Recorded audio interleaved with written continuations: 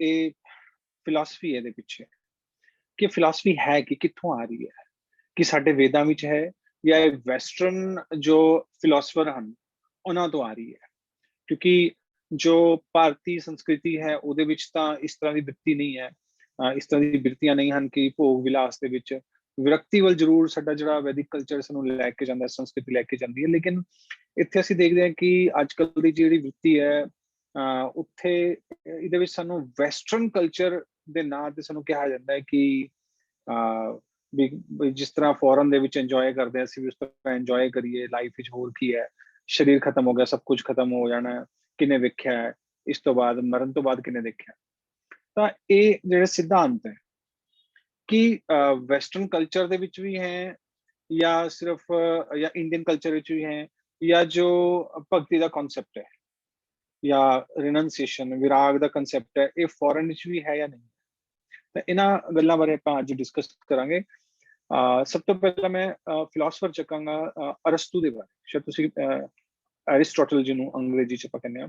ਅਰਸਤੂ ਇੱਕ ਇਹੋ ਜਿਹਾ ਫਿਲਾਸਫਰ ਹੋਇਆ ਜਿਸਨੇ ਬਹੁਤ ਵੱਡਾ ਕੰਟਰੀਬਿਊਸ਼ਨ ਪਾਇਆ ਨਾਸਤਿਕਤਾਵਾਦ ਨੂੰ ਵਧਾਉਣ ਵਾਸਤੇ।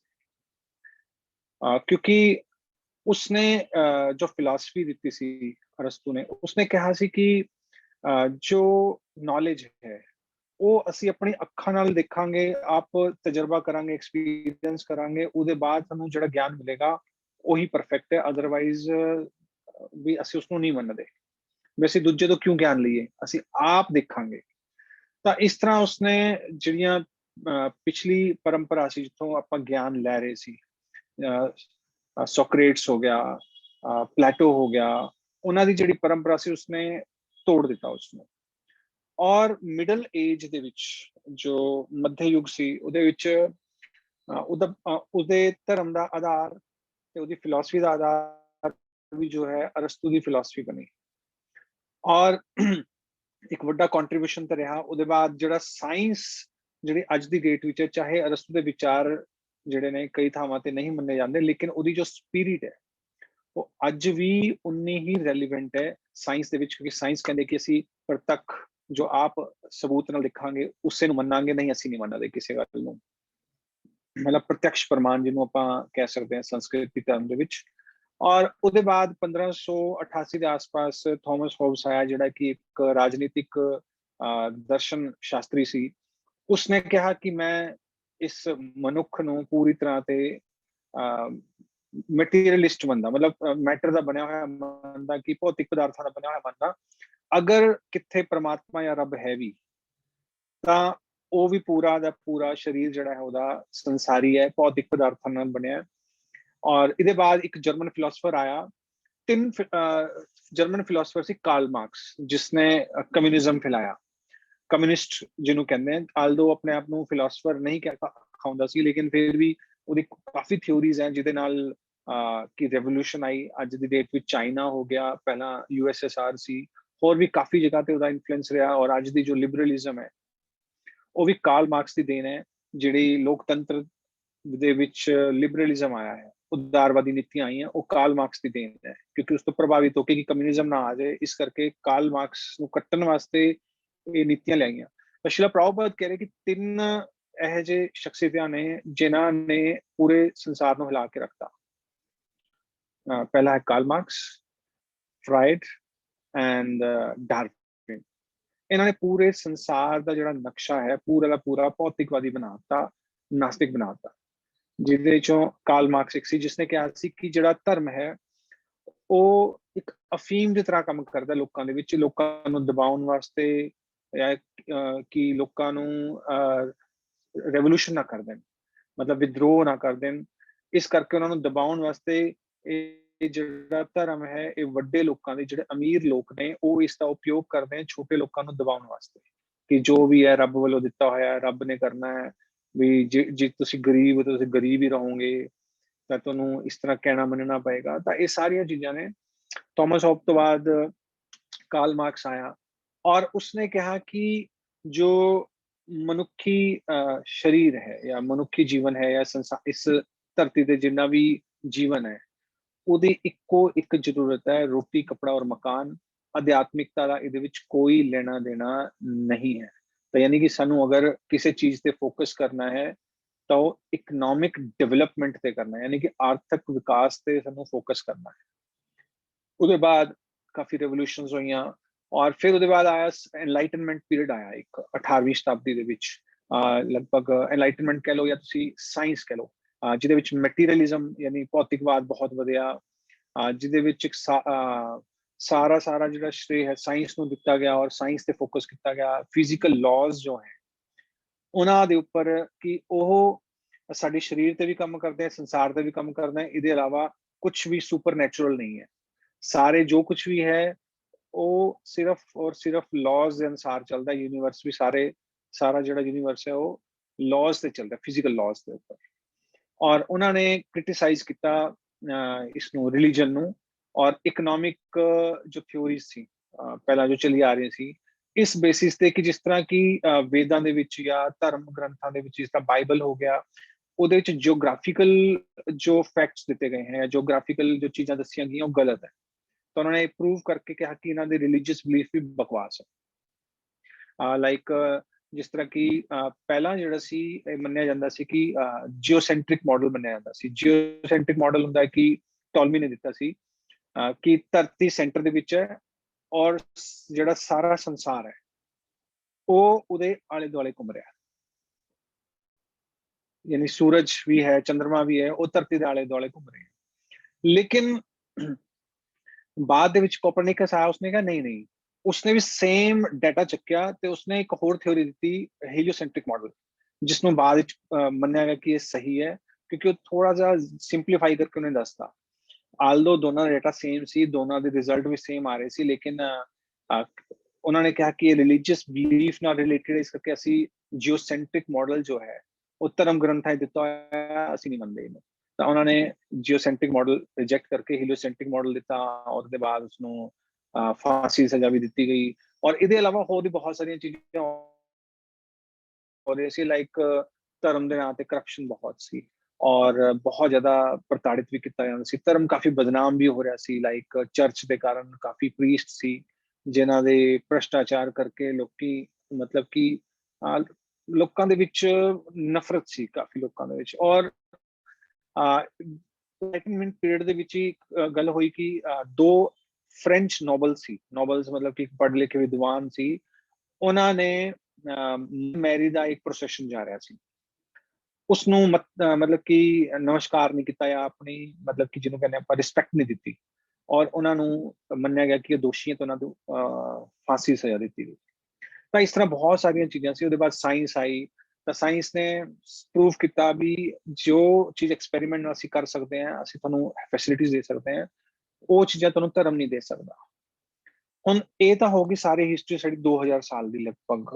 ਲਾਈਕ ਅਸੀਂ ਅਗਰ ਅਰਸਤੂ ਤੋਂ ਦੇਖੀਏ ਤਾਂ ਲਗਭਗ 1500-1800 ਸਾਲ ਦੀ ਹਿਸਟਰੀ ਹੋ ਗਈ। ਕਿ ਸਾਡੇ ਵੇਦਾਂ ਦੇ ਵਿੱਚ ਵੀ ਇਹ ਸਿਧਾਂਤ ਹੈ, ਸਾਡੇ ਵੇਦਾਂ ਵਿੱਚ ਵੀ ਹੈ। ਲਾਈਕ ਚਾਰਵਕ ਸਿਧਾਂਤ ਹੈ ਜਿਹਨੂੰ ਲੋਕਾयत ਕਹਿੰਦੇ हैं।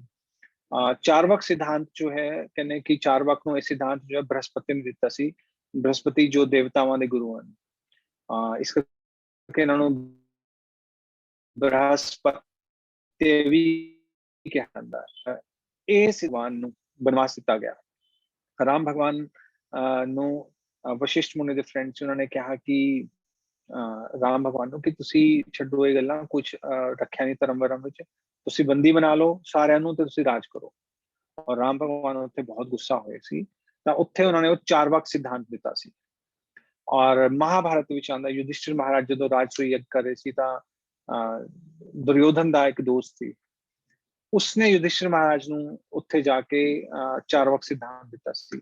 ਵੇਦ ਵਿਆਸ ਭਾਗਵਤਮ ਵਿੱਚ ਆਉਂਦਾ ਹੈ, ਨਾਰਦ ਮੁਨੀ ਕਹਿ ਰਹੇ हैं, पहला स्कंद 15वां अध्याय, सॉरी 5वां अध्याय और 15वां श्लोक, ਇਹਦੇ ਵਿੱਚ ਵੇਦ ਵਿਆਸ ਨੂੰ ਨਾਰਦ ਮੁਨੀ ਡਾਂਟ ਰਹੇ, ਕਹਿ ਰਹੇ ਕਿ ਵੇਦ ਵਿਆਸ ਕਿਉਂਕਿ ਇੰਨੇ ਲੰਮੇ ਸਮੇਂ ਤੋਂ ਜਿਹੜੇ ਬਦ ਜੀਵ ਹੈ, ਸੰਸਾਰ ਦੇ ਜਿਹੜੇ ਜੀਵ ਹੈ, ਇਹ ਪਹਿਲਾਂ ਹੀ ਇਹਨਾਂ ਦੀ ਜੋ ਇਨਕਲੀਨੇਸ਼ਨ ਹੈ, ਝੁਕਾਵ ਹੈ, ਇਹਨਾਂ ਦੀ ਰੁਚੀ ਜਿਹੜੀ ਹੈ ਸੰਸਾਰੀ ਪਦਾਰਥਾਂ ਦੇ ਵਿੱਚ ਹੈ।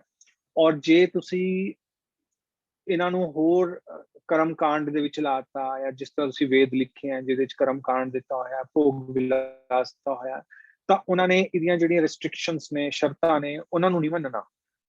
ਉਹ ਚੀਜ਼ਾਂ ਨਹੀਂ ਦੇਖਣਗੇ ਕਿ ਤੁਸੀਂ ਅੱਗੇ ਕੀ ਕਿਹਾ, ਉਹ ਬਸ ਇੱਥੇ ਹੀ ਉਲਝ ਜਾਣਗੇ ਤੇ ਇਹਨਾਂ ਨੇ ਅੱਗੇ ਨਹੀਂ ਵਧਣਾ। ਔਰ ਤੁਸੀਂ ਇੱਥੇ ਬਹੁਤ ਵੱਡੀ ਗਲਤੀ ਕੀਤੀ ਹੈ। ਯਾਨੀ ਕਿ ਵੇਦ ਵਿਆਸ ਨੇ ਵੇਦਾਂ ਵਿੱਚ ਚਾਰਵਕ ਸਿਧਾਂਤ ਜਾਂ ਭੋਗ ਦਾ ਸਿਧਾਂਤ ਦਿੱਤਾ ਹੈ। ਉਹਦੇ ਬਾਅਦ ਜੈਨਿਜ਼ਮ, ਬੁੱਧਿਜ਼ਮ,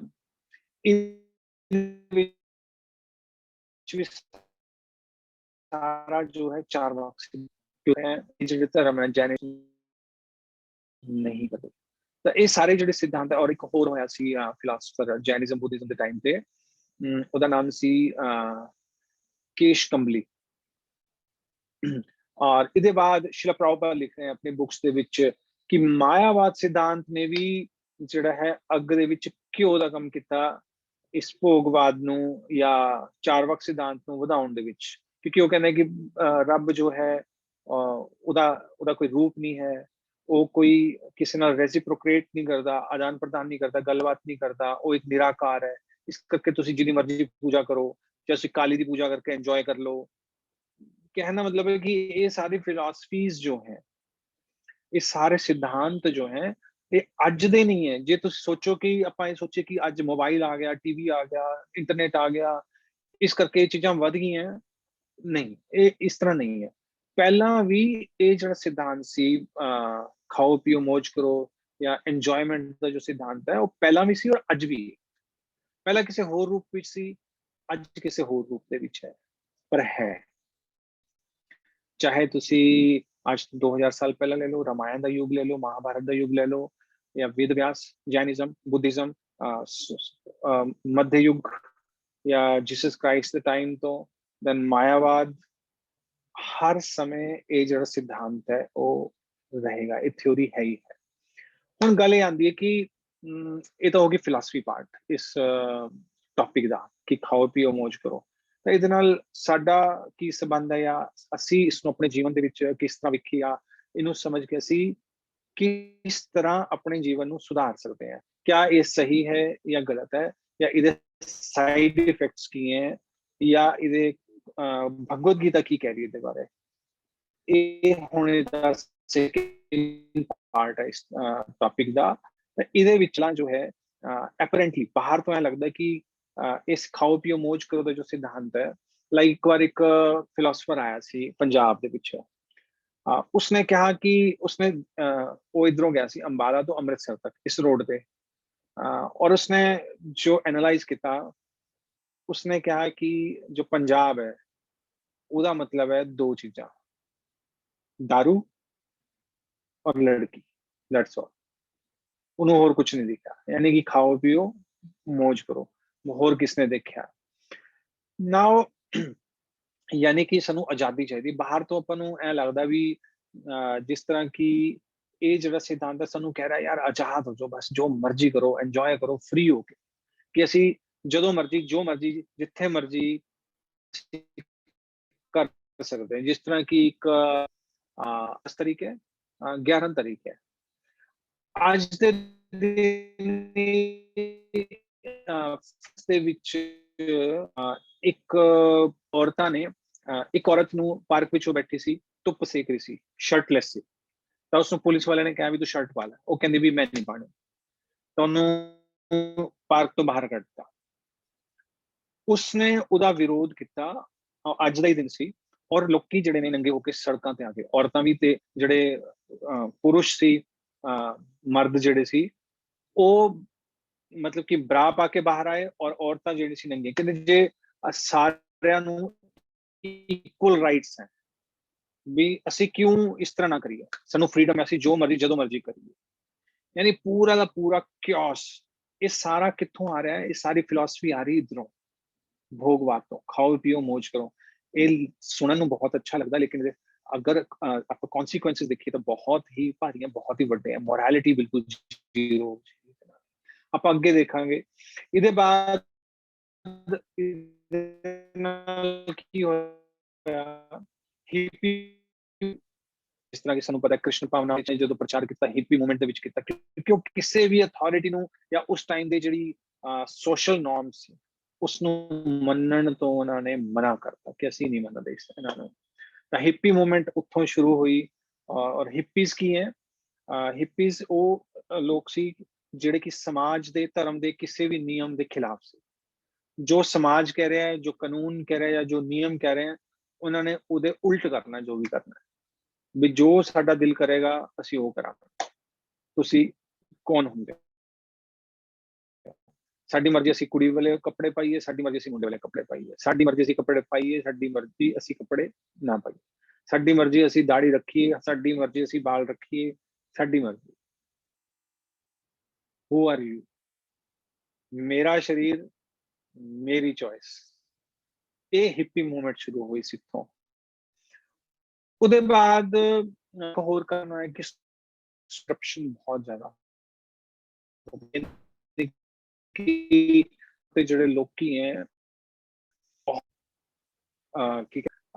ड्रिंक ਲੋਕੀ दारू बहुत पीने लग गए। भोग विलास इतना पै गई कि उन्होंने फैमिली ਦੀ ਜੋ ਰਿਸਪੌਂਸਿਬਿਲਿਟੀਜ਼ ਹੈ, ਜ਼ਿੰਮੇਵਾਰੀਆਂ ਉਹਨਾਂ ਤੋਂ ਮੂੰਹ ਮੋੜ ਲਿਆ। ਔਰ ਉਹਨਾਂ ਨੂੰ ਇਹ ਲੱਗ ਰਿਹਾ ਸੀ ਕਿ ਜੋ ਵੀ ਕਰਨਾ ਹੈ ਉਹ ਸਿਰਫ ਇੰਦਰੀਏ ਭੋਗ ਹੀ ਸਭ ਕੁਝ ਹੈ, ਇਹਦੇ ਇਲਾਵਾ ਕੁਝ ਵੀ ਨਹੀਂ ਹੈ। समाज लिए कुछ नहीं करना, रब लिए कुछ नहीं करना, मोरालिटी कुछ नहीं है, जो कुछ है सिर्फ अपने इंद्रियां ਨੂੰ स्वाद देना है। इवन इस चक्कर दे विच बहुत सारी एक्सप्लॉयटेशन भी हुई, लाइक सिगरेट जो सी पहला सिर्फ मर्द पींदे सी, ਉਹਨਾਂ ਨੇ ਫਰੀडम ਦੇ ਨਾਂ ਤੇ ਇੱਕ ਲੰਬੀ ਸਿਗਰਟ ਕੱਢੀ ਪਤਲੀ ਕੀ ਔਰਤਾਂ ਵਾਸਤੇ ਹੈ।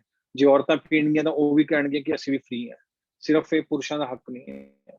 ਤਾਂ ਇਸ ਤਰ੍ਹਾਂ ਬਹੁਤ ਸਾਰੀ ਚੀਜ਼ਾਂ ਹੈ, ਲੇਕਿਨ ਅੱਗੇ ਜਾ ਕੇ ਇਹਦੇ ਕੌਨਸੀਕੁਐਂਸਿਸ ਕੀ ਸੀ ਉਹਦੇ ਬਾਰੇ ਇਹ ਹੈ ਕਿ ਲੋਕਾਂ ਨੇ ਆਪਣੇ ਆਪ ਨੂੰ ਫ੍ਰੀ ਤਾਂ ਕਰ ਲਿਆ ਔਰ ਆਪਣੀ ਲਾਈਫ ਦੇ ਏਮ ਵੀ ਬਣਾ ਲਏ ਕਿ ਅਸੀਂ ਬਹੁਤ ਸਾਰਾ ਪੈਸਾ ਕਮਾਉਣਾ ਹੈ, ਔਰ ਉਹਨਾਂ ਨੇ ਪੈਸਾ ਕਮਾ ਵੀ ਲਿਆ। ਸੋਸ਼ਲ ਸਟੇਟਸ ਜੋ ਹੈ ਉਹ ਵੀ ਉਹਨਾਂ ਨੇ ਬਣਾ ਲਿਆ, ਲੇਕਿਨ ਕੀ ਉਹਨਾਂ ਨੂੰ ਇਹਦੇ ਰਿਜ਼ਲਟ ਮਿਲੇ? ਖਾਓ ਪੀਓ ਮੌਜ ਕਰੋ ਦੇ ਨਾਲ ਕੀ ਕੌਨਸੀਕੁਐਂਸਿਸ ਸੀ ਉਹਦਾ? ਅਗਰ ਤੁਸੀਂ ਵਰਲਡ ਦੇ ਸਟੈਟਿਸਟਿਕਸ ਚੱਕੋ ਤਾਂ ਸਭ ਤੋਂ ਵਰਸਟ ਕੰਡੀਸ਼ਨ ਦੇ ਵਿੱਚ, ਮੈਂਟਲੀ ਵਰਸਟ ਕੰਡੀਸ਼ਨ ਵਿੱਚ ਉਹੀ ਲੋਕ ਸੀ ਜਿਹੜੇ ਕਿ ਸਮਾਜ ਦੇ ਵਿੱਚ ਜਿਨ੍ਹਾਂ ਨੂੰ ਅਸੀਂ ਸਭ ਤੋਂ ਉੱਚੀ ਕੈਟੇਗਰੀ ਵਿੱਚ ਮੰਨਾਂਗੇ, ਲਾਈਕ ਬਹੁਤ ਹੀ ਅਮੀਰ ਰਿਚ ਲੋਕ ਜਾਂ ਜਿਹੜੇ ਬਹੁਤ ਹੀ ਪ੍ਰੈਸਟੀਜੀਅਸ ਲੋਕ ਹੈ ਜਿਨ੍ਹਾਂ ਨੂੰ ਨੇਮ ਕੁਛ ਉਹਨਾਂ ਨੇ ਲੈ ਲਿਆ। ਮਤਲਬ ਉਹਨਾਂ ਦੀ ਫਾਈਨੈਂਸ਼ੀਅਲ ਜੋ अनहेल्दी मेंटली। हरे कृष्णा हरे कृष्णा। इमोशनली बहुत ही प्रभु आवाज कट रही है। हरे कृष्णा प्रभु आवाज कट रही है थोड़ी थोड़ी। हाँ जी प्रभु जी। अभी आवाज ठीक आ रही है? हाँ जी प्रभु जी हुण ठीक आ रही है। Okay okay. ਤਾਂ ਇਨਐਵਿਟੇਬਲ ਉਹਦੇ ਬਾਅਦ ਜੋ ਇਹ ਭੌਤਿਕਵਾਦ ਹੈ ਇਹਦੇ ਆਪਣੇ ਸਿੱਟੇ ਵੀ ਨੇ ਜਿਹੜੇ ਕਿ ਜਿਨ੍ਹਾਂ ਤੋਂ ਬਚਿਆ ਨਹੀਂ ਜਾ ਸਕਦਾ। ਜਿਸ ਤਰ੍ਹਾਂ ਕਿ ਪ੍ਰੋਮਿਸ ਕੀਤਾ ਗਿਆ ਸੀ ਕਿ ਅਗਰ ਅਸੀਂ ਭੋਗਵਾਦ ਦੀ ਚਰਮ ਸੀਮਾ ਤੇ ਪਹੁੰਚ ਜਾਵਾਂਗੇ ਸਾਨੂੰ ਇਹੋ ਜਿਹੀ ਹੈਪੀਨੈਸ ਮਿਲੇਗੀ ਜਿਹੜੀ ਕਿ ਕਦੇ ਸਾਨੂੰ ਪ੍ਰਾਪਤ ਨਹੀਂ ਹੋਈ। ਲੇਕਿਨ ਇਸ ਏਮ ਨੂੰ ਪ੍ਰਾਪਤ ਕਰਨ ਦੇ ਵਿੱਚ ਜੋ ਮਟੀਰੀਅਲਿਜ਼ਮ ਹੈ, ਇਸ ਨੂੰ ਜੇ ਤੁਸੀਂ ਇੱਕ ਟਰਮ ਦੇਣਾ ਚਾਹੁੰਦੇ ਹੋ ਅੰਗਰੇਜ਼ੀ 'ਚ, ਉਹ ਆਪਾਂ ਕਹਾਂਗੇ ਕਿ ਮਟੀਰੀਅਲਿਜ਼ਮ। ਪੰਜਾਬੀ 'ਚ ਤੁਸੀਂ ਕਹਿ ਸਕਦੇ ਹੋ ਕਿ ਪਦਾਰਥਵਾਦ ਜਾਂ ਭੌਤਿਕਵਾਦ ਹੈ। ਔਰ ਜਿਸ ਤਰ੍ਹਾਂ ਇੰਜੋਇਮੈਂਟ ਵਧੀ ਭੌਤਿਕ ਜਾਂ ਇੰਦਰੀਆਂ ਦਾ ਸਵਾਦ ਵਧਿਆ, ਇੰਦਰੀਆਂ ਨੂੰ ਲੋਕੀ ਸੈਟਿਸਫਾਈ ਕਰਨ ਲਈ ਜਿੰਨਾ ਅੱਗੇ ਵਧੇ ਉਨੀ ਹੀ ਵਰਲਡ ਦੇ ਵਿੱਚ ਪ੍ਰੋਬਲਮਸ ਵਧੀਆਂ। ਲਾਈਕ ਅੱਜ ਦੀ ਡੇਟ ਵਿੱਚ ਪੋਲਿਊਸ਼ਨ ਵਧਿਆ ਹੈ, ਪਲਾਸਟਿਕ ਦੀ ਯੂਜ਼ੇਜ ਵਧੀ ਹੈ, ਯੂਜ਼ ਐਂਡ ਥਰੋ। ਲੋਕੀ ਅੱਜ ਕੱਲ ਰਿਲੇਸ਼ਨਸ ਨੂੰ ਯੂਜ਼ ਐਂਡ ਥਰੋ ਕਰਨ ਲੱਗ ਪਏ। ਇਹ ਸਾਰੇ ਕੌਨਸੀਕੁਐਂਸਿਸ ਹੈ। ਇਹਦੇ ਇਲਾਵਾ ਪੋਲਿਊਸ਼ਨ ਹੋ ਗਿਆ, देन ਉਹਦੇ ਬਾਅਦ ਗਰੀਬੀ ਹੋ ਗਈ ਔਰ ਇਮੋਰੈਲਿਟੀ, ਮਤਲਬ ਕਿ ਮੋਰੈਲਿਟੀ ਨੈਤਿਕਤਾ ਖਤਮ ਹੋ ਗਈ ਲੋਕਾਂ ਦੇ ਵਿੱਚ। ਕੋਈ ਇੱਕ ਦੂਜੇ ਨੂੰ ਹੈਲਪ ਕਰਨ ਲਈ ਸੰਗਦਾ ਹੈ। ਇਸ ਤਰ੍ਹਾਂ ਬਹੁਤ ਸਾਰੀਆਂ ਚੀਜ਼ਾਂ ਆ ਗਈਆਂ। ਔਰ ਮਟੀਰੀਅਲ ਇੰਜੋਇਮੈਂਟ ਜਿਸ ਤਰ੍ਹਾਂ ਵਧੇਗਾ ਉਸ ਤਰ੍ਹਾਂ ਹੀ ਇੰਜੋਇਮੈਂਟ ਮਿਲੇ ਨਾ ਮਿਲੇ ਉਹ ਆਪਾਂ ਅੱਗੇ ਦੇਖਾਂਗੇ। ਲੇਕਿਨ ਪ੍ਰੋਬਲਮਸ ਜ਼ਰੂਰ ਵਧਣਗੀਆਂ। ਔਰ ਉਹਦਾ ਕਾਰਨ ਇੱਕ ਇਹ ਹੈ ਕਿਉਂਕਿ ਸਫਰਿੰਗਸ ਯਾਨੀ ਕਿ ਜਿਹੜੇ ਦੁੱਖ ਹੈ ਉਹ ਵਧਣਗੇ। ਜਿਸ ਤਰ੍ਹਾਂ ਕਿ ਮੰਨ ਲਓ ਕਿਸੇ ਨੂੰ ਟਾਈਫਾਈਡ ਹੈ, ਕੋਈ ਬਿਮਾਰ ਹੈ, ਜਿਸ ਤਰ੍ਹਾਂ ਸ਼੍ਰੀਲ ਪ੍ਰਭੂਪਾਦ ਕਹਿ ਰਹੇ ਕਿ ਅਸੀਂ ਇਸ ਟਾਈਮ ਬਿਮਾਰ ਕੰਡੀਸ਼ਨ ਦੇ ਵਿੱਚ ਹੈ, ਭੌਤਿਕ ਅਵਸਥਾ ਮਤਲਬ ਵੀ ਆਰ ਇਲ ਸਿੱਖ, ਅਸੀਂ ਬਿਮਾਰ ਹੈ। ਤਾਂ ਉਸ ਨੂੰ ਅਗਰ ਅਸੀਂ ਟਾਈਫਾਈਡ ਦੇ ਕਿਸੇ ਰੋਗੀ ਨੂੰ ਸੋਲਿਡ ਫੂਡ ਦੇ ਦਈਏ ਤਾਂ ਉਹ ਹੋਰ ਜ਼ਿਆਦਾ ਆਪਣੇ ਆਪ ਨੂੰ ਕੰਪਲਿਕੇਟਡ ਕਰ ਦੇਗਾ, ਬਿਮਾਰ ਕਰ ਦੇਗਾ। ਉਸੇ ਤਰ੍ਹਾਂ ਭੌਤਿਕ ਸੰਸਾਰ ਦੇ ਵਿੱਚ ਜਿੰਨਾ ਅਸੀਂ ਪਹਿਲਾਂ ਹੀ ਬਿਮਾਰ ਹਾਂ, ਜੇ ਅਸੀਂ ਹੋਰ ਇੰਜੋਇਮੈਂਟ ਦੇ ਵਿੱਚ ਜਾਵਾਂਗੇ ਹੋਰ ਬਿਮਾਰ ਹੋ ਜਾਵਾਂਗੇ, ਸਾਡੇ ਠੀਕ ਹੋਣ ਦੇ ਚਾਂਸ ਹੋਰ ਘਟ ਜਾਣਗੇ। ਕਿਉਂਕਿ ਹਜੇ ਤਾਂ ਸਾਨੂੰ ਅਧਿਆਤਮਿਕ ਤੌਰ ਤੇ ਕੋਈ ਆਨੰਦ ਆ ਨਹੀਂ ਰਿਹਾ। ਜਿਸ ਤਰ੍ਹਾਂ ਸ਼੍ਰੀਲ ਪ੍ਰਭੂਪਾਦ ਐਗਜ਼ਾਮਪਲ ਦੇ ਰਹੇ ਕਿ ਜੌਂਡਿਸ ਦਾ ਰੋਗ ਹੋ ਗਿਆ ਕਿਸੇ ਨੂੰ, ਮੰਨ ਲਓ ਪੀ ਲਿਆ, ਔਰ ਉਸਨੂੰ ਗੰਨੇ ਦਾ ਜਿਹੜਾ ਜੂਸ ਹੈ ਜਾਂ ਰਸ ਹੈ ਉਹਦਾ ਸਵਾਦ ਨਹੀਂ ਆਏਗਾ ਜਦ ਤੱਕ ਉਹ ਠੀਕ ਨਹੀਂ ਹੁੰਦਾ। ਲੇਕਿਨ ਇਹਦਾ ਹੋਰ ਵੀ ਬਿਮਾਰ ਕਰਨ ਵਾਲੀ ਗੱਲ ਹੈ ਆਪਣੇ ਆਪ ਤੋਂ। ਤਾਂ ਕੋਈ ਕਹਿ ਸਕਦਾ ਕਿ ਚਲੋ ਅਸੀਂ ਅਧਿਆਤਮਿਕ ਆਨੰਦ ਤੇ ਭੌਤਿਕ ਆਨੰਦ ਨੂੰ ਇਕੱਠੇ ਲੈ ਕੇ ਚੱਲ ਸਕਦੇ, ਨਹੀਂ ਲੈ ਕੇ ਚੱਲ ਸਕਦੇ, ਕਿਉਂਕਿ ਦੋਨੋਂ ਹੀ ਅਪੋਜ਼ਿਟ ਡਾਇਰੈਕਸ਼ਨ ਦੇ ਵਿੱਚ ਹੈ। ਜੇ ਤੁਸੀਂ ਜ਼ੀਰੋ ਤੇ ਖੜੇ ਹੋ ਜਾਂ ਤਾਂ ਮਾਈਨਸ ਹੀ ਜਾਓਗੇ ਜਾਂ ਪਲੱਸ ਹੀ ਜਾਓਗੇ, तो इकट्ठे नहीं चल सकते, एक पासे ही जा सकते हैं। और भगवत गीता बहुत ही सोहना श्लोक है ये बारे इस भोगवाद के ऊपर, ये ही संस्पर्शा जा भोगा दुख योन्य एवते आद्यंतवंतः कौन्तेय न तेषु रमते बुद्धा। कि जो बुद्धिमान व्यक्ति है वो इस भौतिक संसार ਦੇ ਭੌਤਿਕ ਸੁੱਖਾਂ ਦੇ ਵਿੱਚ ਆਨੰਦ, ਜਿਹੜੇ ਭੌਤਿਕ ਇੰਦਰੀਆਂ ਦਾ ਆਨੰਦ ਹੈ, ਉਸਨੂੰ ਨਹੀਂ ਲੈਂਦਾ। हे ਕੁੰਤੀ ਪੁੱਤਰ, ਇਹ ਜਿਹੜੇ ਆਨੰਦ ਦੇ ਵਿਸ਼ੇ ਨੇ, ਇਹਨਾਂ ਦਾ ਸ਼ੁਰੂ ਵੀ ਹੈ ਔਰ ਅੰਤ ਵੀ ਹੈ। ਇਸ ਕਰਕੇ ਇਹਦੇ ਵਿੱਚ ਨਹੀਂ ਲੈਣਾ ਚਾਹੀਦਾ। ਔਰ ਇਹਦੇ ਵਿੱਚ ਭਗਵਾਨ ਇੱਕ एग्जाम्पल दे रहे हैं कि दुख योन्य एवते, कि इत्थों अगर कुछ पैदा होएगा तो दुख पैदा होएगा। ये साडी बिगेस्ट सब तो वड्डी इल्यूजन है, माया है कि ਅਸੀਂ ਸੋਚਦੇ ਹਾਂ ਕਿ ਭੌਤਿਕ ਸੰਸਾਰ ਦੇ ਜਿਹੜੇ ਮਜ਼ੇ ਨੇ ਇਹਨਾਂ ਤੋਂ ਸਾਨੂੰ ਆਨੰਦ ਮਿਲੇਗਾ, ਲੇਕਿਨ ਭਗਵਾਨ ਕਹਿ ਰਹੇ ਕਿ ਇੱਥੋਂ ਦੁੱਖ ਪੈਦਾ ਹੋਏਗਾ। ਜਿਸ ਤਰ੍ਹਾਂ ਹਸਬੈਂਡ ਐਂਡ ਵਾਈਫ ਅਗਰ ਮਿਲ ਜਾਣ ਤਾਂ ਇੱਕ ਬੱਚਾ ਪੈਦਾ ਹੋਏਗਾ। ਉੱਥੇ ਤੁਸੀਂ ਕਹਿ ਸਕਦੇ ਹੋ ਕਿ ਵੀ ਅਬੋਰਸ਼ਨ ਵੀ ਕਰਾ ਸਕਦੇ, ਲੇਕਿਨ ਇੱਥੇ ਅਬੋਰਸ਼ਨ ਵੀ ਨਹੀਂ ਹੁੰਦਾ, ਇੱਥੇ ਦੁੱਖ ਮਿਲਣਾ ਹੀ ਮਿਲਣਾ ਹੈ। ਲਾਈਕ ਮੰਨ ਲਓ ਕਿ ਤੁਹਾਨੂੰ ਤੁਸੀਂ ਗੁਲਾਬ ਜਾਮੁਨ ਖਾਣ ਦਾ ਮਨ ਹੈ ਔਰ ਤੁਸੀਂ ਕਹਿ ਰਹੇ ਹੋ ਕਿ ਚਲੋ ਮੈਂ ਗੁਲਾਬ ਜਾਮੁਨ ਖਾ ਲੈਂਦਾ। ਤੁਸੀਂ ਬੜੀ ਰੀਝ ਨਾਲ ਗੁਲਾਬ ਜਾਮੁਨ ਖਾਣ ਗਏ, ਲੇਕਿਨ ਤੁਹਾਨੂੰ ਗੁਲਾਬ ਜਾਮੁਨ ਜੋ ਹੈ ਜਦੋਂ ਤੁਸੀਂ ਖਾਇਆ ਉਹਦੇ ਚ ਉਹ ਚੰਗੀ ਤਰ੍ਹਾਂ ਪੱਕਿਆ ਹੋਇਆ ਨਹੀਂ ਸੀ, ਜਾਂ ਉਹਦੀ ਚਾਸ਼ਨੀ ਪੂਰੀ ਸਹੀ ਨਹੀਂ ਸੀ, ਜਾਂ ਉਹਦੀ ਕੁਆਂਟੀਟੀ ਤੁਹਾਨੂੰ ਪੂਰੀ ਨਹੀਂ ਮਿਲੀ, ਜਾਂ ਮਤਲਬ ਫਰਸਟ੍ਰੇਸ਼ਨ ਤਾਂ ਆ ਗਈ, ਐਗਜ਼ੌਸਟ ਤਾਂ ਹੋ ਗਏ ਤੁਸੀਂ, ਡਿਸਅਪਾਇੰਟਮੈਂਟ ਮਿਲੀ, ਜਾਂ ਤੁਸੀਂ ਕਹੋਗੇ ਸਾਰਾ ਕੁਝ ਠੀਕ ਹੈ, ਲੇਕਿਨ ਤੁਸੀਂ ਕਹੋਗੇ ਇੱਕ ਖਾ ਲਓਗੇ, ਲੇਕਿਨ ਜਦੋਂ ਦੂਜਾ ਸਵਾਦ ਲਓਗੇ ਤਾਂ ਉਹਦਾ ਜੋ ਆਨੰਦ ਹੈ ਦੂਜੇ ਗੁਲਾਬ ਜਾਮੁਨ ਖਾਣ ਦਾ ਉਹ ਘਟ ਜਾਏਗਾ, ਤੀਜੇ ਤੇ ਹੋਰ ਥੱਲੇ ਚਲਾ ਜਾਏਗਾ, ਚੌਥੇ ਤੇ ਹੋਰ ਥੱਲੇ, 6 7 8 10 15 20 ਇਸ ਤੋਂ ਬਾਅਦ ਖਤਮ। ਤਾਂ ਭਗਵਾਨ ਕਹਿ ਰਹੇ ਕਿ ਇਸ ਆਨੰਦ ਦਾ ਅੰਤ ਵੀ ਹੈ, यानी कि तुसी जरूरी नहीं है कि सिर्फ और सिर्फ आनंद ही मिलेगा, अंत है ਇਹਦਾ और बहुत ही लिमिटेड है। क्योंकि माइंड जो है जिन्ना आनंद लेना चाहता है उन्नी बॉडी की कैपेसिटी नहीं है कि उसਨੂੰ आनंद दे सके। जिस तरह ਉਹ ਨਹੀਂ ਹੁੰਦਾ ਸਪੌਂਜ, ਜੇ ਤੁਸੀਂ ਉਹਨੂੰ ਪਾਣੀ ਦੇ ਵਿੱਚ ਭਿਉਂ ਦਿਓ ਤਾਂ ਉਹਨੂੰ ਪਹਿਲੀ ਵਾਰ ਨਿਚੋੜੋਗੇ ਤਾਂ ਬਹੁਤ ਸਾਰਾ ਪਾਣੀ ਨਿਕਲੇਗਾ, ਲੇਕਿਨ ਉਹ ਸਪੌਂਜ ਦੀ ਕੈਪੈਸਿਟੀ ਹੈ ਸੈਕਿੰਡ ਟਾਈਮ ਜਦੋਂ ਨਿਚੋੜੋਗੇ ਤਾਂ ਉਹਦੇ ਚੋਂ ਪੂਰਾ ਪਾਣੀ ਨਹੀਂ ਨਿਕਲੇਗਾ, ਬਹੁਤ ਥੋੜਾ ਰਹਿ ਜਾਏਗਾ। ਉਸੇ ਤਰ੍ਹਾਂ ਬॉडी ਮਾइंड ਜਦੋਂ बॉडी ਦੇ ਥਰੂ ਇੰਜੋਇਮੈਂਟ ਕਰ ਲੈਣਾ ਚਾਹੁੰਦਾ ਹੈ ਤਾਂ ਬਹੁਤ ਹੀ ਲਿਮਿਟਿਡ ਹੈ, ਬਹੁਤ ਹੀ ਲਿਮਿਟਿਡ। मतलब उस अगर मिल भी गई इंजॉयमेंट ਤਾਂ ਉਹਦੇ ਬਾਅਦ ਬਹੁਤ ਸਾਰੀਆਂ ਬਿਮਾਰੀਆਂ ਜਾਂ ਮੈਂਟਲ ਬਿਮਾਰੀਆਂ ਜਿਹੜੀਆਂ ਸਾਹਮਣੇ ਖੜੀਆਂ ਹੁੰਦੀਆਂ।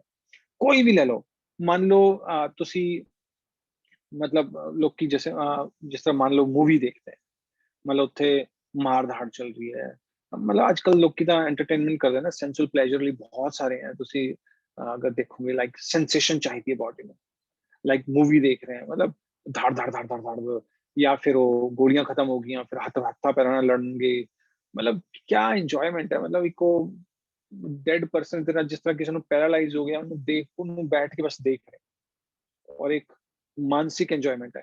ਜਾਂ ਇੱਕ ਹੋਰ ਇੰਜੋਇਮੈਂਟ ਹੈ, ਅੱਜ ਕੱਲ ਮੈਂ ਦੇਖਿਆ ਕਿ ਲੋਕੀ ਆਪਣੀ ਫੋਟੋਆਂ ਪਾਉਂਦੇ ਆ, ਕੇਕ ਕੱਟ ਰਹੇ ਹੈ, ਇੰਨਾ ਵੱਡਾ ਕੇਕ ਮਿਲਿਆ, ਜਾਂ ਘੁੰਮਣ ਗਏ ਤਾਂ ਉੱਥੇ ਦੀਆਂ ਫੋਟੋਆਂ ਪਾ ਰਹੇ ਆ। ਮਤਲਬ ਉੱਥੇ ਜਾ ਕੇ ਵੀ ਉਹਨਾਂ ਨੂੰ ਮਜ਼ਾ ਨਹੀਂ ਆ ਰਿਹਾ, ਉਹਨਾਂ ਨੂੰ ਮਜ਼ਾ ਇਸ ਕਰਕੇ ਆ ਰਿਹਾ ਲੋਕਾਂ ਨੂੰ ਦਿਖਾ ਕੇ ਵੀ ਦੇਖੋ ਅਸੀਂ ਮਜ਼ਾ ਲੈ ਰਹੇ ਹਾਂ, ਯਾਨੀ ਉਹਨਾਂ ਨੂੰ ਪ੍ਰੈਸਟੀਜ ਚਾਹੀਦੀ ਹੈ। ਮਤਲਬ ਫੋਟੋਆਂ ਪਾਉਣ ਦਾ ਮਤਲਬ ਕੀ ਹੈ ਕਿ ਤੁਹਾਨੂੰ ਹਜੇ ਵੀ ਉੱਥੇ ਆਪ ਬੈਠ ਕੇ ਮੰਨ ਲਓ ਕਿਸੇ ਹਿਲ ਸਟੇਸ਼ਨ ਤੇ ਚਲੇ ਗਏ, ਅੱਜ ਕੱਲ ਇਵਨ ਕੋਰੋਨਾ ਚੱਲ ਰਿਹਾ ਫਿਰ ਵੀ ਲੋਕੀ ਮਨਸੂਰੀ, ਨੈਨੀਤਾਲ, ਸ਼ਿਮਲਾ ਪੂਰੇ ਭਰੇ ਪਏ ਹਿਲ ਸਟੇਸ਼ਨ, ਮਤਲਬ ਕੋਈ ਪਰਵਾਹ ਹੀ ਨਹੀਂ ਲੋਕਾਂ ਨੂੰ। ਉੱਥੇ ਜਾ ਕੇ ਵੀ ਉੱਥੇ ਦੀਆਂ ਫੋਟੋਆਂ ਪਾ ਰਹੇ ਹੈ, ਸਟੇਟਸ ਪਾ ਰਹੇ ਹੈ, ਫੇਸਬੁੱਕ ਤੇ ਪਾ ਰਹੇ, ਉੱਥੇ ਵੀ ਉਹਨਾਂ ਨੂੰ ਬੈਠ ਕੇ ਚੈਨ ਨਹੀਂ ਹੈ, ਉੱਥੇ ਵੀ ਉਹਨਾਂ ਨੂੰ ਲੱਗ ਰਿਹਾ ਵੀ ਅਸੀਂ ਲੋਕਾਂ ਨੂੰ ਦਿਖਾਵਾਂਗੇ ਤਾਂ ਸਾਨੂੰ ਜ਼ਿਆਦਾ ਖੁਸ਼ੀ ਮਿਲੇਗੀ। ਮਤਲਬ ਇੱਕ ਪ੍ਰੈਸਟੀਜੀਅਸ ਲਾਈਕ ਸਿਗਰਟ ਹੈ, ਮਤਲਬ ਇੱਕ ਜ਼ਹਿਰੀਲੀ ਜਿਹੜਾ ਧੂਆਂ ਹੈ ਉਹ ਤੁਸੀਂ ਆਪਣੇ ਅੰਦਰ ਪਾ ਰਹੇ ਹੋ, ਪਰ ਲੋਕਾਂ ਨੂੰ ਦਿਖਾਉਣ ਲਈ ਕਿ ਦੇਖੋ ਅਸੀਂ ਕਿੰਨੇ ਕੂਲ ਹੈ। ਮਤਲਬ ਦਿਸ ਇਜ਼ ਨੌਨਸੈਂਸ। ਜਾਂ ਮਤਲਬ ਇੱਕ ਪੈਰਾਲਾਈਜ਼ ਹੋ ਕੇ ਤੁਸੀਂ ਕਾਰਟੂਨ ਦੇਖ ਰਹੇ हैं या सारा दिन मोबाइल ਦੇ ਟਿਕਟੌਕ ਬਣਾ ਰਹੇ हैं, ਆਪਣਾ ਦੇਖ ਰਹੇ हैं, ਨੌਨਸੈਂਸ ਲੋਕਾਂ ਨੂੰ ਵੀ ਬਣਾ ਰਹੇ हैं ਔਰ ਜੋ ਦੇਖਣ ਵਾਲੇ ਉਹ ਆਪ ਵੀ ਨੌਨਸੈਂਸ ਹੈ। ਜਾਂ ਤੁਸੀਂ ਸ਼ਾਪਿੰਗ ਕਰਨ ਜਾਓਗੇ, ਮੰਨ ਲਓ ਬਹੁਤ ਜ਼ਿਆਦਾ ਜਿਹਦੀ ਤੁਹਾਨੂੰ ਇੱਛਾ ਸੀ ਕਿ ਵੀ ਮੈਨੂੰ ਇਹ ਚੀਜ਼ ਚਾਹੀਦੀ ਔਰ ਤੁਸੀਂ ਬਹੁਤ ਟਾਈਮ ਤੋਂ ਪੈਸੇ ਜੋੜੇ ਔਰ ਫਿਰ ਤੁਸੀਂ ਉਹ ਚੀਜ਼ ਖਰੀਦ ਲਈ। ਖਰੀਦਣ ਦਾ ਤੁਸੀਂ ਕਹੋਗੇ ਯਾਰ ਮੈਂ ਇੰਨੇ ਟਾਈਮ ਤੋਂ ਇੰਨਾ ਕੁਝ ਸੋਚਿਆ ਸੀ ਇਸ ਚੀਜ਼ ਬਾਰੇ, ਪਰ ਇਹਦੇ ਵਿੱਚ ਤਾਂ ਮੈਨੂੰ ਕੁਝ ਮਜ਼ਾ ਨਹੀਂ ਆਇਆ, ਕਿਉਂਕਿ ਉਹ ਚੀਜ਼ ਹੱਥ ਵਿੱਚ ਆਉਣ ਤੋਂ ਬਾਅਦ ਉਹਦੀ ਖੁਸ਼ੀ ਕਿੰਨੀ ਦੇਰ ਰਹੇਗੀ, ਲੇਕਿਨ ਉਹਦਾ ਦੁੱਖ ਪੂਰੀ ਲਾਈਫ ਰਹੇਗਾ।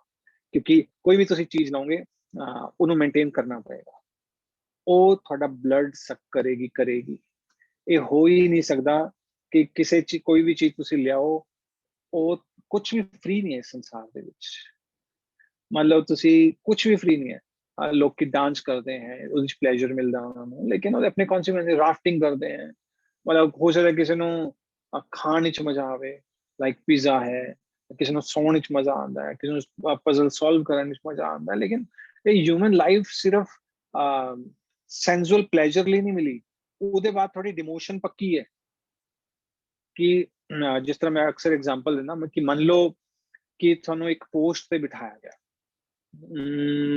ਮੰਨ ਲਓ ਕਿ ਇੱਕ ਬਹੁਤ ਹੀ ਆਈਐਸ ਆਫਿਸਰ ਦੀ ਪੋਸਟ ਤੇ ਬਿਠਾਤਾ ਤੁਹਾਨੂੰ, ਕਿਹਾ ਕਿ ਤੁਸੀਂ ਇੱਥੇ ਦਾ ਐਡਮਿਨਿਸਟ੍ਰੇਸ਼ਨ ਸੰਭਾਲਣਾ ਹੈ, ਇਸ ਬਟਾਲੇ ਦਾ ਜਾਂ ਕਪੂਰਥਲੇ ਦਾ ਜਾਂ ਰਾਜਪੁਰ ਦਾ ਵਟਸਐਵਰ ਜਾਂ ਪਟਿਆਲੇ ਦਾ, ਔਰ ਇੱਥੇ ਤੁਸੀਂ ਐਡਮਿਨਿਸਟ੍ਰੇਸ਼ਨ ਸੰਭਾਲਣ ਦੀ ਥਾਂ ਤੇ ਲੋਕਾਂ ਨੂੰ ਖੁਸ਼ ਕਰਨ ਲਈ ਤੁਸੀਂ ਉਹਨਾਂ ਨੂੰ ਕੇਕ ਖਿਲਾ ਰਹੇ ਹੋ, ਐਡਮਿਨਿਸਟ੍ਰੇਸ਼ਨ ਨਹੀਂ ਦੇਖਦੇ, ਔਰ ਤੁਸੀਂ ਪੀਓਨ ਵਾਲੇ ਕੰਮ ਕਰ ਰਹੇ ਹੋ, ਉਹਨਾਂ ਨੂੰ ਚਾਹ ਪਿਲਾ ਰਹੇ ਹੋ, ਪਾਣੀ ਪਿਲਾ ਰਹੇ ਹੋ, ਲੋਕੀ ਤਾਂ ਖੁਸ਼ ਨੇ ਤੁਹਾਡੇ ਤੋਂ, ਬਟ ਭਾਈ ਤੁਹਾਨੂੰ ਪੋਸਟ ਇਸ ਚੀਜ਼ ਲਈ ਨਹੀਂ ਮਿਲੀ, ਤੁਹਾਨੂੰ ਪੋਸਟ ਮਿਲੀ ਸੀ ਕਿ ਤੁਸੀਂ ਐਡਮਿਨਿਸਟ੍ਰੇਸ਼ਨ ਚਲਾਓਗੇ, ਲੋਕਾਂ ਦੀਆਂ ਜਿਹੜੀ ਪ੍ਰੋਬਲਮਸ ਨੇ, ਐਡਮਿਨਿਸਟ੍ਰੇਟਿਵ ਪ੍ਰੋਬਲਮਸ ਨੇ, ਉਹਨਾਂ ਨੂੰ ਸੌਰਟ ਆਊਟ ਕਰੋਗੇ, ਲੇਕਿਨ ਤੁਸੀਂ ਕਿਸੇ ਹੋਰ ਹੀ ਕੰਮ ਪਿੱਛੇ ਲੱਗ ਗਏ, ਤਾਂ ਇਹਦਾ ਮਤਲਬ ਹੈ ਕਿ ਤੁਸੀਂ ਇਸ ਪੋਸਟ ਦੇ ਲਾਇਕ ਹੋ ਹੀ ਨਹੀਂ, ਇਹਦੇ ਕਾਬਿਲ ਨਹੀਂ ਹੋ, ਤਾਂ ਕੀ ਕਰਨਗੇ, ਤੁਹਾਡੀ ਡਿਮੋਸ਼ਨ ਕਰ ਦਿੱਤੀ, ਉਹਨਾਂ ਨੂੰ ਪੀਓਨ ਹੀ ਬਣਾ ਦਿੱਤਾ ਜਾਵੇਗਾ।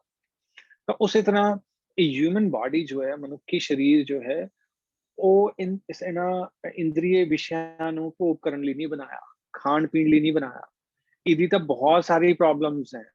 ਮਤਲਬ ਕਿਸੇ ਵੀ ਚੀਜ਼ ਦਾ ਤੁਸੀਂ ਭੋਗ ਕਰੋਗੇ, ਜਾਂ ਤਾਂ ਤੁਹਾਡੀ ਬਾਡੀ ਖਰਾਬ ਹੋ ਜਾਏਗੀ ਜਾਂ ਤੁਹਾਡਾ ਮਾਈਂਡ ਖਰਾਬ ਹੋ ਜਾਏਗਾ, ਇੱਕ ਚੀਜ਼ ਹੋਣੀ ਜਾਂ ਉਹ ਚੀਜ਼ ਮਿਲੇਗੀ ਨਹੀਂ। ਤਾਂ ਬੈਸਟ ਹੈ ਕਿ ਉਸ ਡਿਜ਼ਾਇਰ ਨੂੰ ਛੱਡ ਦਿੱਤਾ ਜਾਵੇ, ਲੇਕਿਨ ਉਹ ਕੋਈ ਟ੍ਰੇਨਿੰਗ ਦੇ ਨਹੀਂ ਰਿਹਾ।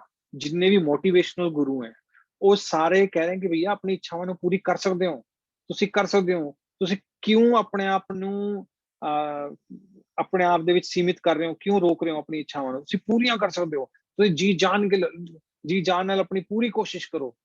ਮਤਲਬ ਇਹ ਗਲਤ ਹੈ। ਭਗਵਾਨ ਇਸ ਚੀਜ਼ ਦੀ ਅਨੁਸ਼ੰਸਾ, ਇਹਦੀ ਸਿਫਾਰਿਸ਼ ਨਹੀਂ ਕਰ ਰਹੇ। ਭਗਵਾਨ ਭਗਵਤ ਕਹਿ ਰਹੇ ਕਿ ਅਰਜੁਨ ਇਹਨਾਂ ਲਈ ਮਨੁੱਖੀ ਸਰੀਰ ਨਹੀਂ ਬਣਿਆ ਕਿ ਤੁਸੀਂ ਕਹੋ ਕਿ ਵੀ ਸਿਰਫ ਸੈਂਸੁਅਲ ਪਲੇਜ਼ਰ ਲਈ, ਇੰਦਰੀ ਭੋਗ ਲਈ ਤੁਹਾਡਾ ਜਿਹੜਾ ਤੁਹਾਨੂੰ ਮਨੁੱਖੀ ਸਰੀਰ ਨਹੀਂ ਦਿੱਤਾ, ਇਹ ਕਿਸੇ ਹੋਰ ਕੰਮ ਵਾਸਤੇ ਦਿੱਤਾ। ਜੇ ਅਸੀਂ ਇਹਦਾ ਉਪਯੋਗ ਨਹੀਂ ਕਰਾਂਗੇ, ਸ਼੍ਰੀਲ ਪ੍ਰਭੁਪਾਦ ਕਹਿ ਰਹੇ ਕਿ ਅਸੀਂ ਜਾਨਵਰਾਂ ਤੋਂ ਵੀ ਜਿੰਨਾ ਜਾਨਵਰ ਇੰਜੋਇਮੈਂਟ ਕਰ ਸਕਦੇ, ਅਸੀਂ ਉਨਾ ਇੰਜੋਇਮੈਂਟ ਨਹੀਂ ਕਰ ਸਕਦੇ। ਇੱਥੋਂ ਸਾਨੂੰ ਪਤਾ ਲੱਗਦਾ ਹੈ ਕਿ ਸਾਡਾ ਜਿਹੜਾ ਸਰੀਰ ਹੈ ਉਹ ਇੰਜੋਇਮੈਂਟ ਲਈ ਨਹੀਂ ਬਣਿਆ। ਸਾਡਾ ਇਹ ਸਰੀਰ ਸਿਰਫ ਔਰ ਸਿਰਫ ਅਗਰ ਬਣਿਆ ਹੈ ਤਾਂ ਅਥਾਤੋ ਬ੍ਰਹਮ ਜਿਗਿਆਸਾ, ਆਪਣੇ ਆਪ ਨੂੰ ਜਾਣਨ ਲਈ ਬਣਿਆ ਕਿ ਅਸੀਂ ਹੈ ਕੌਣ, ਕਿਹਦੇ ਲਈ ਹੈ। ਅਗਰ ਕੋਈ ਇੰਜੋਏ ਕਰਦਾ ਹੈ ਤਾਂ ਉਹ ਭੌਤਿਕ of course ਭਗਤ ਵੀ ਇੰਜੋਏ ਕਰਦੇ ਲੇਕਿਨ ਉਹ ਅਧਿਆਤਮਿਕ ਆਨੰਦ ਲੈਂਦੇ ਆ, ਭੌਤਿਕ ਆਨੰਦ, ਨਾ ਕਿ ਭੌਤਿਕ ਆਨੰਦ ਨਹੀਂ ਲੈਂਦੇ ਡਿਵੋਟੀ। ਲੇਕਿਨ ਜੋ ਭੌਤਿਕ ਆਨੰਦ ਲੈਂਦਾ ਹੈ ਇਸ ਸੰਸਾਰ ਦਾ ਪਦਾਰਥੀ ਵਿਸ਼ਿਆਂ ਦੇ ਵਿੱਚ ਆਨੰਦ ਲੈਂਦਾ, ਭਗਵਾਨ ਕਹਿੰਦੇ ਕਿ ਉਹਦੀ ਡਿਮੋਸ਼ਨ ਪੱਕਾ, ਯਾਨੀ ਕਿ ਉਹਦਾ ਹੈਲ ਵਿੱਚ ਜਾਣਾ, ਨਰਕ ਦੇ ਵਿੱਚ ਜਾਣਾ ਨਿਸ਼ਚਿਤ ਹੈ। ਔਰ ਕੋਈ ਕਹਿ ਸਕਦਾ ਹੈ ਕਿ ਜਦੋਂ ਅਸੀਂ ਅਧਿਆਤਮਿਕ ਆਨੰਦ ਲਈ ਜਾਈਏ ਤਾਂ ਉਹਦੇ ਵਿੱਚ ਤਾਂ ਬਹੁਤ ਸਾਰੀਆਂ ਸਾਨੂੰ ਕੀ ਕਹਿੰਦੇ ਉਹਨੂੰ ਕੰਡੀਸ਼ਨਾਂ ਲੱਗ ਜਾਂਦੀਆਂ, ਸ਼ਰਤਾਂ ਲੱਗ ਜਾਂਦੀਆਂ, ਵੀ ਬੰਧਨ ਬਹੁਤ ਹੈ, ਵੀ ਤੁਸੀਂ ਇਹ ਨਹੀਂ ਖਾਣਾ, ਉਹ ਨਹੀਂ ਖਾਣਾ, ਇਹ ਨਹੀਂ ਕਰਨਾ, ਉਹ ਨਹੀਂ ਕਰਨਾ। ਲੇਕਿਨ ਜਿਸ ਤਰ੍ਹਾਂ ਟ੍ਰੈਫਿਕ ਲਾਈਟਸ ਹੈ, ਸ਼ਿਲਾ ਪ੍ਰਭੂਪਾਦ ਐਗਜ਼ਾਮਪਲ ਦੇ ਰਹੇ हैं, ट्रैफिक लाइट्स हैं, ਤੁਸੀਂ ਰੈੱਡ ਲਾਈਟ ਤੇ ਰੁਕਣਾ ਔਰ ਯੈਲੋ ਲਾਈਟ ਤੇ ਮਤਲਬ ਕਿ ਤੁਸੀਂ ਆਪਣੀ ਬ੍ਰੇਕ ਲਾਣੀ ਸ਼ੁਰੂ ਕਰਨੀ ਹੈ, ਗ੍ਰੀਨ ਲਾਈਟ ਤੇ ਹੀ ਅੱਗੇ ਜਾਣਾ। ਤਾਂ ਉਸੇ ਤਰ੍ਹਾਂ ਇਸ ਸੰਸਾਰ ਦੇ ਵਿੱਚ ਵੀ ਕੁਝ ਨਿਯਮ ਹੈ ਤਾਂ ਕਿ ਤੁਸੀਂ ਫ੍ਰੀਲੀ ਡਰਾਈਵ ਕਰ ਸਕੋ। ਰੈੱਡ ਲਾਈਟਸ ਇਸ ਕਰਕੇ ਦਿੱਤੀਆਂ ਹੋਈਆਂ ਤਾਂ ਕਿ ਤੁਸੀਂ ਸੇਫਲੀ ਫ੍ਰੀਲੀ ਆਪਣੇ ਆਪ ਨੂੰ ਸਿਕਿਉਰ ਕਰਕੇ ਡਰਾਈਵਿੰਗ ਦਾ ਆਨੰਦ ਲੈ ਸਕੋ ਜਾਂ ਆਪਣੀ ਯਾਤਰਾ ਜਿੱਥੇ ਤੁਸੀਂ ਜਾਣਾ ਚਾਹੁੰਦੇ ਹੋ ਜਾ ਸਕਦੇ ਹੋ। ਇਸੇ ਤਰ੍ਹਾਂ ਅਧਿਆਤਮਿਕਤਾ ਦੇ ਵਿੱਚ ਜੋ ਰੈਸਟ੍ਰਿਕਸ਼ਨਸ ਹੈ ਉਹ ਇਸ ਲਈ ਦਿੱਤੀਆਂ ਹੋਈਆਂ ਨੇ ਤਾਂ ਕਿ ਤੁਸੀਂ ਫ੍ਰੀਲੀ ਆਪਣਾ ਸੇਫਲੀ ਜੋ ਯਾਤਰਾ ਹੈ ਉਹਨੂੰ ਪੂਰਾ ਕਰ ਸਕੋ। ਜਾਂ ਮੰਨ ਲਓ ਕਿ ਤੁਸੀਂ ਬਿਮਾਰ ਹੋ ਔਰ ਆਪਣੇ ਆਪ ਨੂੰ ਬਿਮਾਰੀ ਤੋਂ ਤੁਸੀਂ ਠੀਕ ਕਰਨਾ ਚਾਹੁੰਦੇ ਹੋ ਤਾਂ ਡਾਕਟਰ ਕੁਝ ਤੁਹਾਨੂੰ ਪਰਚੀ ਬਣਾ ਕੇ ਦੇਗਾ ਕਿ ਤੁਸੀਂ ਇਹ ਖਾਣਾ, ਇਹ ਨਹੀਂ ਖਾਣਾ। ਤੁਸੀਂ ਕਹੋਗੇ ਵੀ ਇੰਨੀਆਂ ਸਾਰੀਆਂ ਸ਼ਰਤਾਂ ਨੇ ਵੀ ਇਹ ਤਾਂ ਡਾਕਟਰ ਠੀਕ ਨਹੀਂ ਹੈ, ਲੇਕਿਨ ਉਹ ਤੁਹਾਡੇ ਭਲੇ ਵਾਸਤੇ ਹੈ। मतलब रिस्ट्रिक्शंस जो है ਉਹ ਸਾਨੂੰ ਹੋਰ ਜ਼ਿਆਦਾ ਫਰੀडम ਦਿੰਦੇ ਆ। ਜਿਸ ਤਰ੍ਹਾਂ ਇੱਕ ਬੱਚਾ ਹੈ ਸਕੂਲ ਦੇ ਵਿੱਚ ਉਹ ਪੜ੍ਹਦਾ ਤਾਂ ਉਹਦੇ ਲਈ ਕੰਡੀਸ਼ਨਸ ਹੈ ਕਿ ਉਹ ਬੈਠ ਕੇ ਪੜ੍ਹੇਗਾ, ਉਹ ਟੀਚਰ ਦੀ ਗੱਲ ਸੁਣੇਗਾ, ਚੁੱਪ ਰਹੇਗਾ, ਨਹੀਂ ਤਾਂ ਉਹਨੂੰ ਸਿੱਖ ਹੀ ਨਹੀਂ ਸਕਦਾ। ਜਾਂ ਅਗਰ ਆਪਾਂ ਕੋਈ ਇੰਜੋਏ ਵੀ ਕਰਨਾ ਚਾਹੁੰਦੇ ਹੋ ਕਿਸੇ ਮਿਊਜ਼ਿਕ ਨੂੰ, ਮੰਨ ਲਓ ਤੁਸੀਂ ਡਰਮ ਵਜਾਉਣਾ ਚਾਹੁੰਦੇ ਹੋ ਜਾਂ ਮਰਦੰਗ ਵਜਾਉਣਾ ਚਾਹੁੰਦੇ ਹੋ ਤਾਂ ਤੁਸੀਂ ਆਪਣੀ ਮਰਜ਼ੀ ਨਾਲ ਵੀ ਵਜਾ ਸਕਦੇ ਹੋ, ਇੱਕ ਲਏ ਦੇ ਵਿੱਚ ਵੀ ਵਜਾ ਸਕਦੇ ਹੋ। ਇੱਕ ਸਪੀਡ ਹੈ ਉਹਦੀ, ਇੱਕ ਲਏ ਹੈ, ਜਿਹੜਾ ਗੀਤ ਚੱਲ ਰਿਹਾ ਹੈ, ਕੋਈ ਗਾਣਾ ਚੱਲ ਰਿਹਾ ਹੈ, ਕੋਈ ਰਾਗ ਚੱਲ ਰਿਹਾ, ਉਹਦੇ ਅਕੋਰਡਿੰਗ ਹੀ ਤੁਸੀਂ ਆਪਣੇ ਆਪ ਨੂੰ ਉਸ ਡਰਮ ਨੂੰ ਜਾਂ ਮ੍ਰਿਦੰਗ ਨੂੰ ਵਜਾਓਗੇ ਤਾਂ ਹੀ ਸਾਰਿਆਂ ਨੂੰ ਵੀ ਅੱਛਾ ਲੱਗੇਗਾ, ਤੁਹਾਨੂੰ ਵੀ ਅੱਛਾ ਲੱਗੇਗਾ। ਜਦੋਂ ਤਾਲ ਮਿਲੇਗੀ ਰਾਗ ਦੇ ਨਾਲ, ਜਦੋਂ ਤਾਲ ਮਿਲੇਗੀ ਉਦੋਂ ਹੀ ਤੁਸੀਂ ਇੰਜੋਏ ਕਰ ਸਕਦੇ ਹੋ ਸਹੀ ਤਰੀਕੇ ਨਾਲ। ਨਹੀਂ ਇੱਕ ਤਾਂ ਤੁਸੀਂ ਬਾਂਦਰਾਂ ਵਾਂਗੂ ਜਿਸ ਤਰ੍ਹਾਂ ਮਰਜ਼ੀ ਵਜਾਈ ਚਲੋ, ਉਹਦੇ ਨਾਲ ਕੋਈ ਫਾਇਦਾ ਨਹੀਂ। ਜਾਂ ਇੱਕ ਹੋਰ ਐਕਸਪੈਰੀਮੈਂਟ ਹੋਇਆ ਸੀ ਮਾਰਸ਼ਮੈਲੋ ਐਕਸਪੈਰੀਮੈਂਟ। ਉਹਨਾਂ ਨੇ ਕੁਝ ਬੱਚਿਆਂ ਦਾ ਐਕਸਪੈਰੀਮੈਂਟ ਕੀਤਾ ਸੀ ਕਿ ਉਹਨਾਂ ਨੇ ਮਾਰਸ਼ਮੈਲੋ, ਇੱਕ ਛੋਟੀ ਸਵੀਟ ਹੈ, ਹੁਣ ਤਾਂ ਇੰਡੀਆ 'ਚ ਵੀ ਆ ਗਈ, ਉਹਨਾਂ ਨੇ ਅਲੱਗ-ਅਲੱਗ ਕਮਰਿਆਂ ਦੇ ਵਿੱਚ ਬੱਚਿਆਂ ਨੂੰ ਦੇਤੀ, ਇੱਕ ਪਲੇਟ ਦੇ ਵਿੱਚ ਰੱਖ ਕੇ ਤੇ ਉਹਨਾਂ ਨੂੰ ਕਿਹਾ ਕਿ ਤੁਸੀਂ ਇਹ ਜਿਹੜਾ ਸਵੀਟ ਹੈ, ਮਿਠਾਈ ਹੈ, ਇਹਨੂੰ ਹਜੇ ਖਾਣਾ ਨਹੀਂ, ਜਦੋਂ ਅਸੀਂ ਕਹਾਂਗੇ ਉਦੋਂ ਖਾਣਾ। ਕੁਝ ਬੱਚਿਆਂ ਨੇ ਆਪਣੇ ਆਪ ਨੂੰ ਰੋਕ ਕੇ ਰੱਖਿਆ ਵੀ ਅਸੀਂ ਨਹੀਂ ਖਾਵਾਂਗੇ। ਕੁਝ ਬੱਚਿਆਂ ਨੇ ਅੱਧੀ ਖਾ ਲਈ, ਕੁਝ ਬੱਚਿਆਂ ਨੇ ਥੋੜੀ ਜਿਹੀ ਥੱਲੋਂ ਦੀ ਕੱਢ ਕੇ ਖਾ ਲਈ ਵੀ ਦਿਖੇ ਨਾ।